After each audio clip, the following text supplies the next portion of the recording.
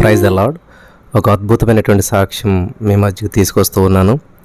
అప్పుల బాధ భరించలేక భర్త పురుగుల మందు తాగి చనిపోతే చిన్న వయసే సహోదరిది 27 ఇయర్స్ ఉంటాయి.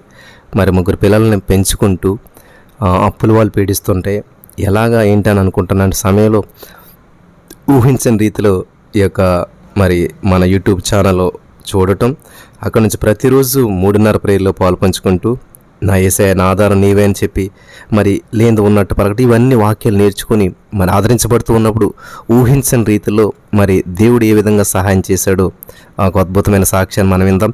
ఈ రోజున చాలామంది ఎంతమంది ఉన్నా సరే నాకు ఎవరు సహాయం చేయట్లేదు, నాకు ఎవరు హెల్ప్ చేయట్లేదు అని చెప్పి అనేక మంది నిందించే వాళ్ళు ఉన్నారు. కానీ ఈ రోజున మరి సహోదరి చూసినట్లయితే పిల్లల్ని ఎలాగైనా సరే మంచి వాళ్ళని చేయాలి, బాగా చదివించాలనే ఉద్దేశంతో చక్కగా ఎంతో దేవుని సందులో మరి ప్రతిరోజు ప్రభు సన్నిధిని అనుభవిస్తూ 3 గంటలకే లేచి అలారం పెట్టుకుని మరి చక్కగా బలపడుతూ అలాగే హాస్పిటల్ ఏదో జాబ్ చేసుకుంటూ 10th క్లాస్ చదువుకున్నప్పటికీ కూడా తనకి లేని దాని గురించి బాధపడతలేదు, కానీ ఉన్నదాన్ని బట్టి సంతోషిస్తూ తనకున్న సామర్థ్యాన్ని బట్టి చక్కగా జాబ్ చేసుకుంటూ మరి అద్భుతమైనటువంటి రీతిలో ముందుకెళ్తున్నారు సహోదరి. సాక్ష్యాన్ని మనం విందాం.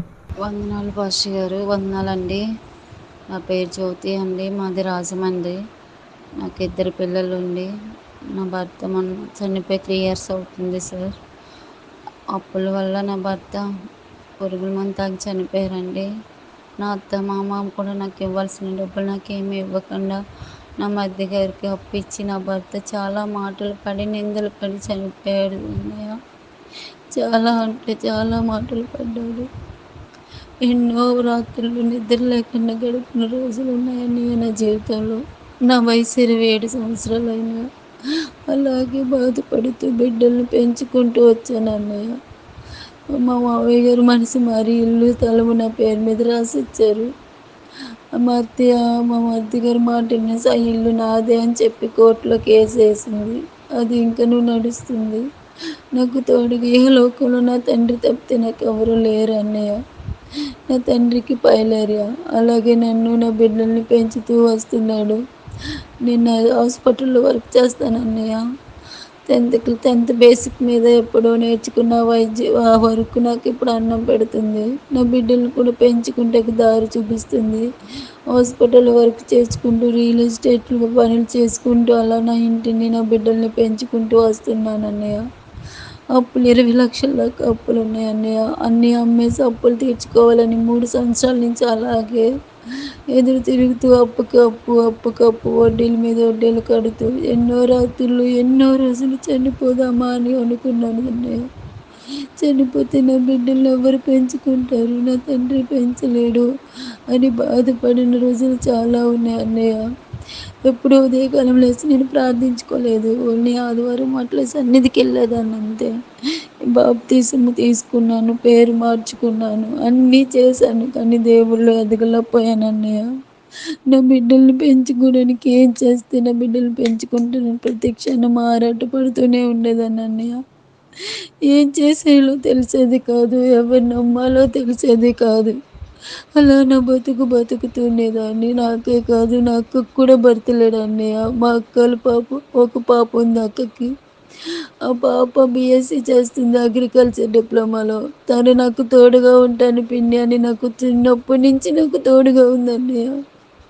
అలా నేను బతుకు నడుపుతూ ఉన్నాను. ఇంకా అప్పుల బారి రోజు రోజుకి ఎక్కువైపోతుంది. ఎలాగో దేవా అని ప్రార్థిస్తూ ఉండేదాన్ని. ఇంతగా నేను బలపడలేదు. 2 మంత్స్ నుంచి నీ వాక్యం వింటున్నాను, లైవ్లో చూస్తున్నాను, లైవ్లో పాల్గొంటున్నాను. అలారం పెట్టుకుని మరి 3:30కి లేచి మరి నీ ప్రార్థన వింటున్నాను. నీ ప్రార్థన తెల్లవారుజామున చేసిన ప్రతిరోజు నేను సంతోషంగా బతుకుతున్నాను అన్నయ్య. అప్పులు తీరిపోతే ఆమేన్ అన్నావు అన్నయ్య. నీ అప్పులు తీరిపోయాయని నువ్వు మనసారా ఆరాధించు అన్నావు అన్నయ్య. తీరిపోయాయనే నేను బతుకుతున్నాను అన్నయ్య. ఒక ఆవిడ ₹1,00,000 నా హస్బెండ్కి ఇచ్చింది అన్నయ్య. నా భర్త చనిపోయారు. అప్పటి నుంచి ఆమె వడ్డీ కట్టించుకుంటుంది. ఇప్పుడు తన పెళ్ళి, నాకు డబ్బులు అర్జెంట్ జ్యోతి ఇయ్యమ్మా అని నన్ను బతిమలాడింది అన్నయ్య. ఏం చేయాలి దేవుడా, ఎలాగో తండ్రి అని నీ లైవ్లో నేను పాల్గొన్నాను. తెల్లారాక నా ఫ్రెండ్ వచ్చింది. వచ్చి నా బాధ ఎంతో చెప్పాను. అవునా నేను ఇస్తాను గోల్డ్ అని తాకట్టు పెట్టి నాకు డబ్బులిచ్చింది అన్నయ్య. దాన్ని అది అసలు ఎప్పుడు హెల్ప్ చేయదు. అలాంటిది నాకు అనుకోని రీతిగా నీ ప్రార్థన దయ వల్ల నాకు హెల్ప్ చేసింది. ఇచ్చిన తర్వాత అవి ఇంట్లో చిన్న చిన్న అప్పులు తీర్చి ఉన్నాయి అలా పెట్టాను. ఇంకా నాకు 50 తక్కువైనయి. ఏం చేయాలి దేవుడా అని మళ్ళీ ప్రార్థన చేశాను. అనుకోని రీతిలో నాకు మరలా సహాయం పుట్టింది తండ్రి. అంతా దేవుడి కృపే అన్నయ్య. నేను దేవుడి సాక్షిగా బతకాలి. నేను దేవుడి కోసమే బతకాలి. నేనెళ్ళిన ప్రతి సన్నిధిలో నేను సాక్ష్యం చెప్పుకోవాలి. నాతో పాటు నా ఫ్రెండ్‌కి కూడా మ్యారేజ్ అయింది. అదే చర్చిలో. కానీ తన బతుకు బాగుంది. నా బతుకు బాలేదు అని ఏడ్చిన రోజులు చాలా ఉన్నాయి. యేసయ్య నా బిడ్డల్ని నేను పెంచుకుంటే చాలు. బాగా మంచిగా చదివించుకుంటే చాలు. వాళ్ళ కాళ్ళ మీద వాళ్ళు నిలబడితే చాలు అని నేనెంతో ఆరాటపడుతున్నానన్నయ్య. నాకైతే కొత్త జీవితం కావాలని ఎప్పుడూ లేదు. నా బిడ్డల కోసమే నేను బతుకుతున్నానన్నయ్య. కానీ నీ వాక్యం నన్నెంత బలపరిచిందంటే, ఏ లేచిన వెంటనే నీ లైవే చూస్తేనే కానీ, నీ లైవ్‌లో పాల్గొంటే గానీ నాకు ఆ రోజు గడవటం లేదన్నయ్య. దేవుడు నన్ను ఇంతగా వాడుకుంటాడా, ఇంతగా నన్ను బలపరిచినందుకు చాలా థ్యాంక్ యూ అన్నయ్య. థ్యాంక్ యూ సో మచ్ అన్నయ్య. 26 తారీఖున నేను హైదరాబాద్ నీ ఆరాధనలో పాల్గొనడానికి నేను వద్దాము అనుకుంటున్నానన్నయ్య.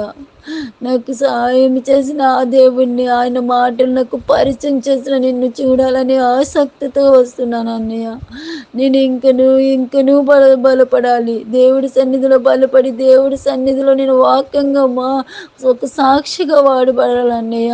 అది ఎలాగా అంటే, భర్త లేని అమ్మాయి ముగ్గురు పిల్లల్ని ఇంత స్థితిలో పెంచిందా అని ఆ జనాలు ఆశ్చర్యపోయేలాగా ఒక గర్వంగా దేవుడి మాట చెప్పుకొని తిరగాలి అని అంతగానో ఆరాటపడుతున్నానన్నయ్య. నాకు నీ వాక్యం ఇంకను నాకు ఉపయోగపడేలాగా ప్రార్థన చేయండి అన్నయ్య. నా అప్పులన్నీ తీర్చిన నా యేసయ్యని ఇంతగా పరిచయం చేసిన నీకు చాలా థ్యాంక్ యూ సో మచ్ చెప్పుకుంటూ ఈ శని సాక్ష్యాన్ని నీకు సమర్పించుకున్నానన్నయ్య. ఆమేన్. ఆమేన్.